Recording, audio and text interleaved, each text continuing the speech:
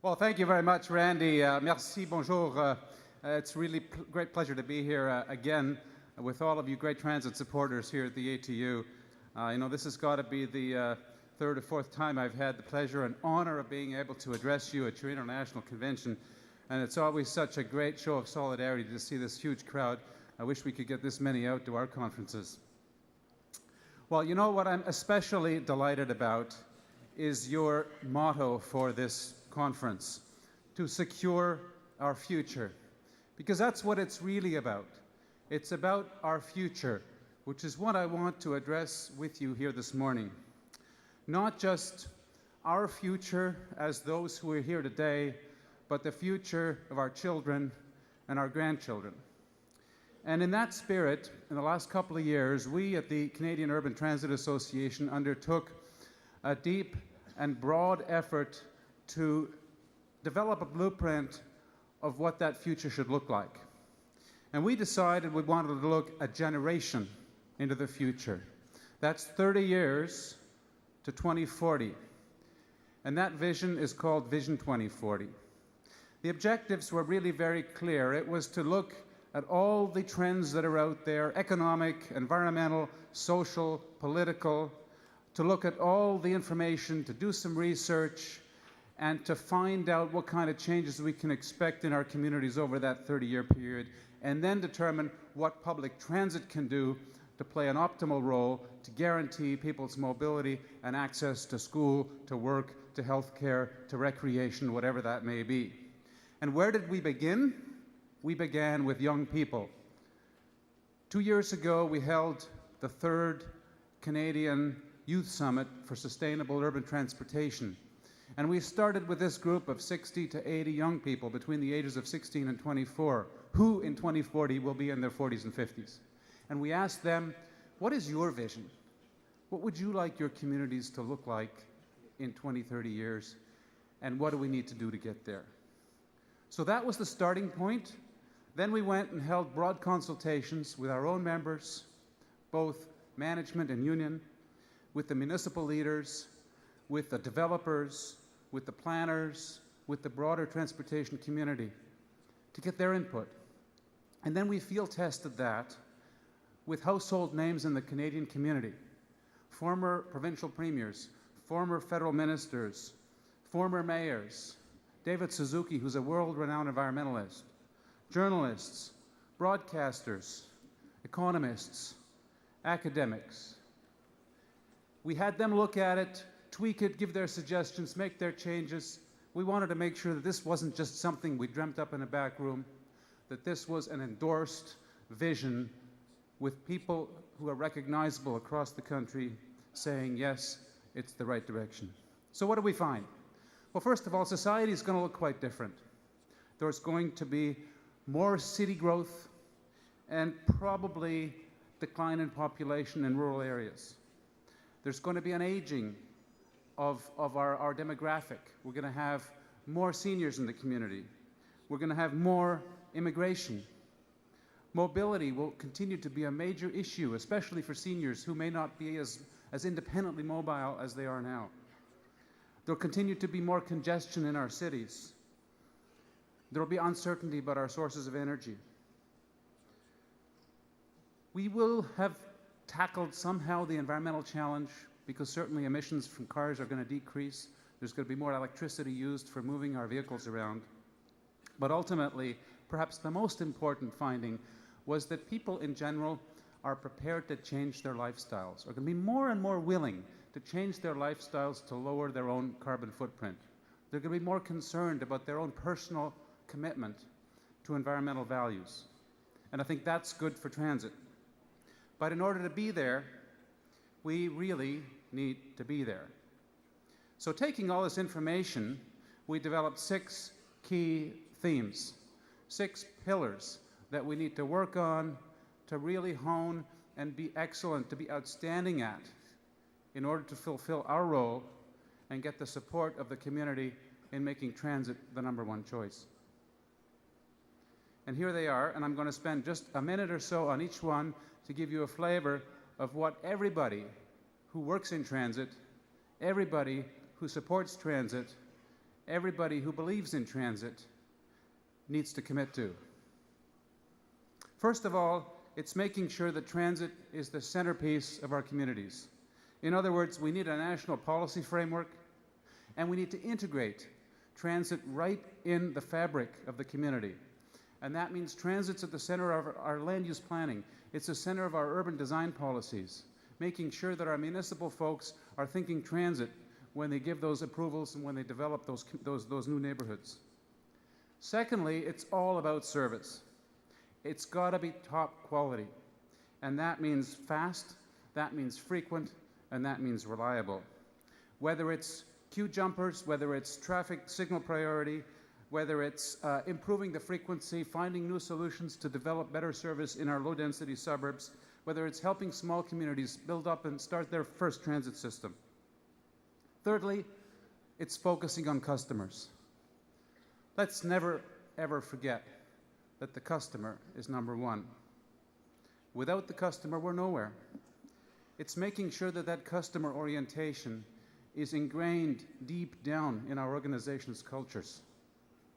We've seen in the 1990s and early 2000s, when funding got tight, that we'd cut back on things. We'd cut back on things that are so-called frills: training, marketing, customer service. No, customer service is not a frill. We need to get back to the point where we develop a customer service model that nobody else can ever take away again.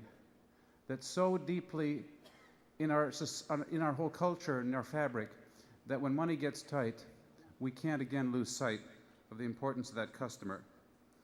And that means service, that means fares that are customized, it means safety and security, and it means information for people where and when they want it. Fourth, it's all about being green. It's about reducing our own carbon footprint, because we know transit is inherently environmentally friendly. People who leave their car at home and take transit are doing the right thing. But what about our own carbon footprint? When is a hybrid bus a good thing? What do we need to do to reduce the carbon footprint of our buildings, our garages, our procurement policies? There's so many other things that we need to focus on and develop strategies, rules and guidelines around which we know when to do the right thing to optimize our own environmental performance. Fifth, it's all about funding. We've talked about that already, finding the right formula that guarantees us, going forward, the right combination of federal, provincial, municipal funding, both for capital and operations.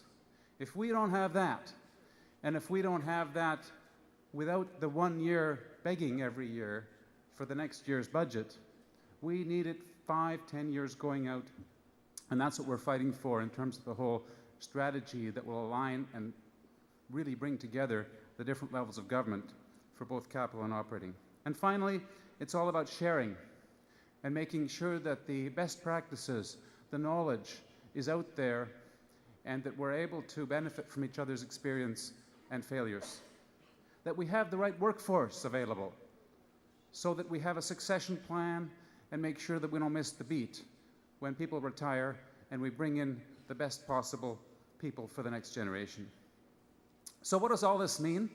Well, it means that, yes, you can boil it down to one paragraph, and there are some folders outside that summarize the details of the vision, and it's also available on the CUTA website. But we've set targets for every one of these things, and we've set benchmarks that we're starting to measure as of this year. The overriding one, if you will, is per capita ridership.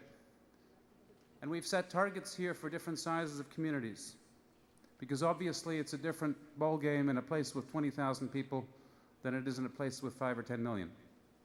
So what we're expecting, and what we're challenging the industry to do over the next 30 years, is to double transit ridership per capita, okay? This isn't absolute, this is per capita, in small communities, and increase it by 50% in big ones.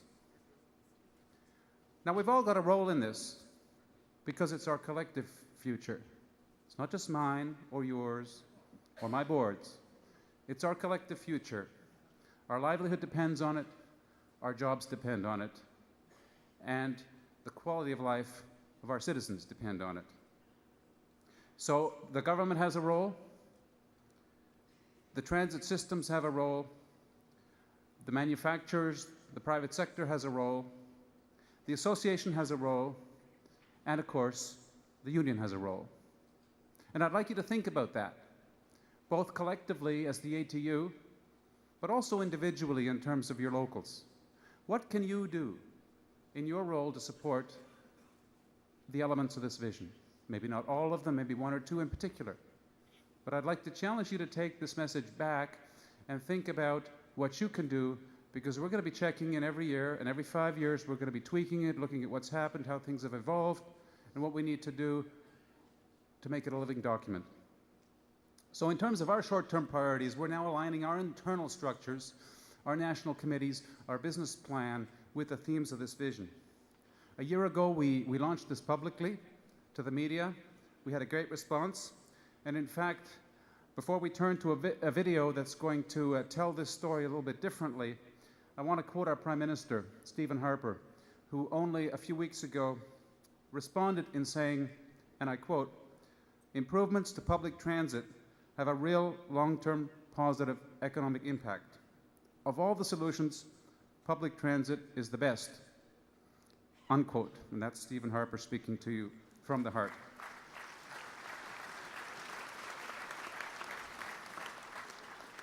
So with that, I'm going to turn to a short 5-minute video which traces the vision of a 10-year-old through the next 30 years and how she views public transit's role as part of Vision 2040.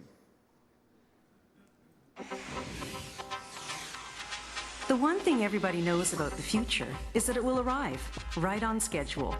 And while we can't say anything else about the future with absolute certainty, we can see trends that will affect all Canadians. An aging population, growing cultural diversity, the ongoing quest to lower carbon emissions, security concerns, evolving energy requirements, the sizes and shapes of our communities, some of which will grow while others shrink. Across all of these trend lines runs the future of Canadian public transit as it evolves to become a primary means for connecting Canadians between the places where we live, work, play, and go to school. The future of Canadian public transit is linked directly to improved urban development, stronger local economies, enhanced quality of life, and environmental protection at every stop, on every line. Rooted in the knowledge that intelligent transit growth will help forge a livable, competitive, and environmentally responsible nation, the Canadian Urban Transit Association has reached out to stakeholders across the country and with their help formulated Vision 2040, a broad, inclusive vision for public transit. Vision 2040 is a catalyst for the next 30 years of transit evolution, a route map from planning to benefits for all Canadians. By the year 2040, Canada's population will grow to reach about 42 million people, the vast majority of us living in urban centres. That points towards great potential for Vision 2040 to alter and enhance our future. The potential is so vast, perhaps it's easier to visualize the impact on one average Canadian. For instance, me as a 10-year-old living in a small community in 2010.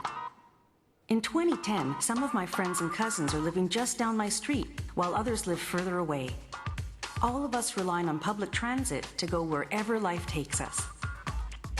Vision 2040 puts public transit at the center of community planning and design, so that everyone will have a greater opportunity to benefit from the quality of life transit helps to provide. Vision 2040 also defines the coming service revolution that will be needed to serve a growing and aging population that is more oriented to transit. The first decade of Vision 2040 will see changes across all communities as families, employers, retailers, visitors, tourists, and elected leaders seek the valuable returns enhanced public transit will bring. By 2020, my generation will regularly change jobs, communities, lifestyles, and even careers, and we will want to do it in the way that best reduces our carbon footprint. Vision 2040 recognizes and responds to the challenges that will face transit providers in meeting the needs of millions of Canadians who will be more discriminating in their choices and diverse in their pursuits. If people are going to give up driving for riding, transit will have to deliver. Vision 2040 provides a template for delivering with many value-added transit benefits. Vision 2040 also goes beyond being a green mode of travel to develop and implement industry-wide greening and energy reduction strategies. By 2030, my feeling of satisfaction with my lifestyle and my work will in large part rest on how truly eco-friendly and mobile transit lets me be. And my increased need for quality transit service is going to be shared by the next generation of transit rider. Vision 2040 addresses the financial strains that will result from more demand, passengers with special needs, and elderly customers who will not only depend on better service, but also on affordable fares. By 2040, the Canadian transit industry will have faced many challenges to technology, staffing, customer service, funding, and service delivery. Vision 2040 identifies the need to share innovations among stakeholders in all sizes of communities and across all transit modes. Vision 2040 also celebrates the uniqueness of every community, regardless of its size, by pointing the way towards flexible and innovative transit improvements for all budgets and populations. Those kids in 2010 who were faced with public transit's limitations? By 2040, they will be raising new Canadian transit customers. Vision 2040 is a proactive and highly inclusive vision of the future of public transit. So get on board. There's a seat for everyone of influence who cares about better transit for a better Canada. The future, we know, will arrive right on schedule. For the millions of Canadians who already ride with us and many millions who have yet to join us, the time for public transit to help secure that future is now.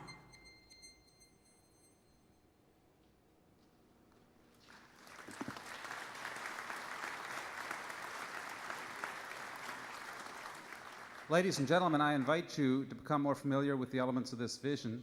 As I said, it's really our guiding light. It's really our blueprint for transit in Canada over the next 30 years.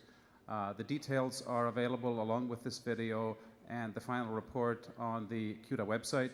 There are a few copies of issue paper that summarizes it in 4 pages out on the registration desk, and nothing would delight me more than to have the endorsement of the ATU to work with us in tandem to make this come true.